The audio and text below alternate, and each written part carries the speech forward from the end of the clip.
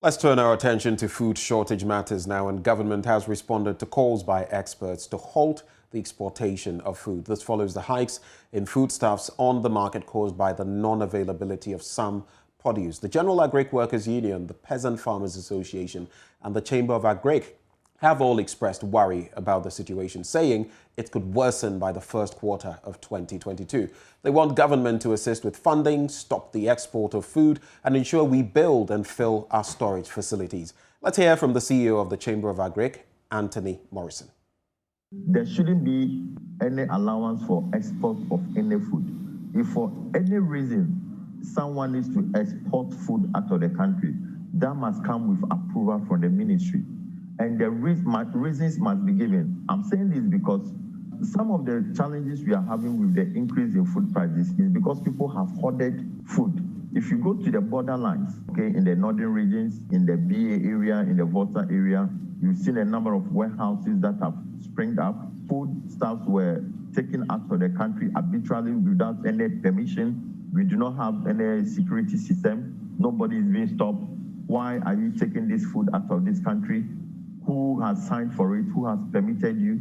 And these foodstuffs have been stored in those border towns, and they are now being imported back into the country and being sold to us at a very high prices. So we need to take some such measures to curb any export of food items out of this country. For early part of next year, we're going to have challenges with our food systems.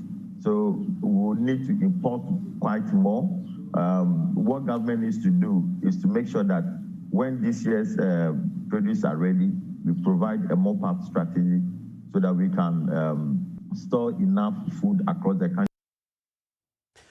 We'll be taking a look at which kinds of foodstuff are seeing a sharp rise in prices. Let's check out the trends thus far. As you can see on your screens, trends of maize exports to neighboring countries between the years 2015 and 2020. And we have the figures in metric tons. In 2015, 11,015 metric tons.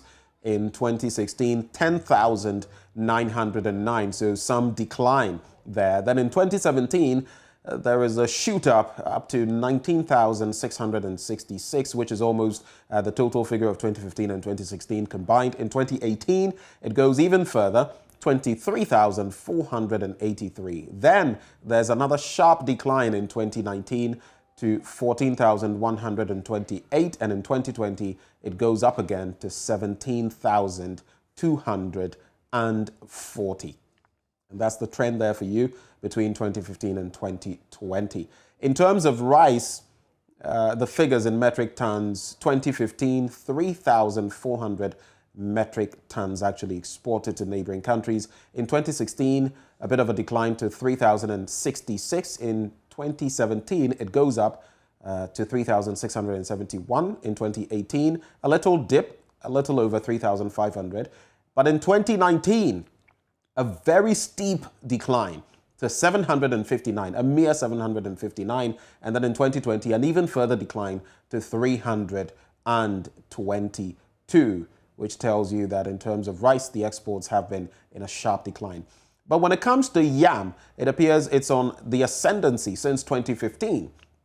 2,489 metric tons in 2015. It went up to over 10,000 in 2016. In 2017, 13,352. 2018, 24,000, almost double the 2017 figure.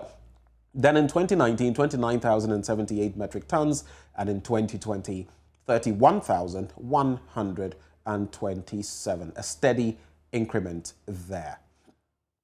When you look at plantain, 2015, 16,000 and above, 2016, 21,000 and above, 2017, a sharp rise to 40,000. And you would notice that between the years 2017 and 2019, it's hovered around 40,000 thereabouts. But in 2020, maybe on the back of COVID, a drop to 20,667. Let's take a look at soybean exports to neighboring countries as well.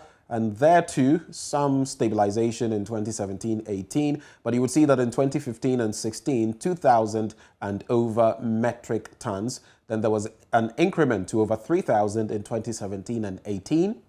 But again, in the years 2019 and 2020, a sharp decline, 830 metric tons in 2019, and in 2020, an even further decrease to 697. So we take a look now at Ghana's staple foods exported between 2015 and 2020 to neighboring countries. And if you look at the trajectory in 2015, 35,154 metric tons. In 2016, 48,000 plus.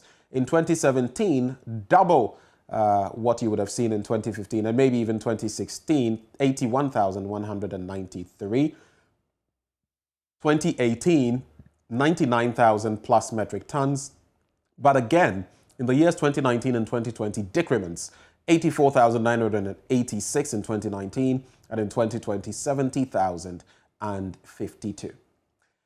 Let's now quickly join General Secretary of the Agricultural Workers Union, Edward Karewe, who has been reacting to responses by government on halting further exportation of produce. He spoke on JoyNews Prime last night.